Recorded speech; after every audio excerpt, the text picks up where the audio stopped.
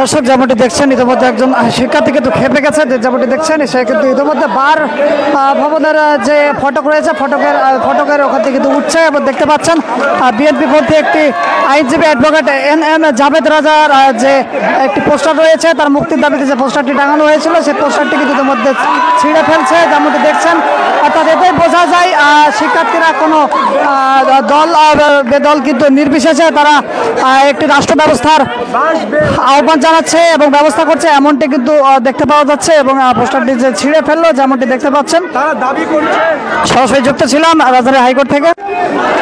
দর্শক দেখতে পাচ্ছেন ইতিমধ্যে আপনারা যে সুপ্রিম কোর্ট বার ভবনের মূল জায়গায় কিন্তু একটি বিএনপি পন্থী আইনজীবীর অ্যাডভোকেট এন আবেদ আলীর কিন্তু একটি পোস্টার রয়েছে বিএনপি সমর্থিত, যা কিন্তু ইতিমধ্যে উদ্বেগ প্রকাশ করছে শিক্ষার্থীরা কিন্তু ইতিমধ্যে এই বিএনপির পোস্টার কিন্তু থাকতে দিচ্ছে না, অর্থাৎ এখানে বিএনপির পোস্টার কিন্তু রাখবে না এমনটি বোঝাতে যাচ্ছে। যেমনটি দেখছেন, দেখা যাক পোস্টারটি ছিঁড়ে কিনা, আমরা এটি দেখার চেষ্টা করছি।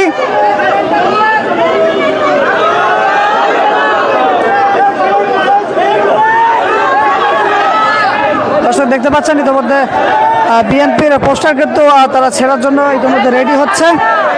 দেখা যাক তারা কি করে, আদৌ কিন্তু পোস্টারটা ছিঁড়ে কিনা এটা আমরা দেখার চেষ্টা করছি এবং আপনাদেরকেও দেখানোর চেষ্টা করছি।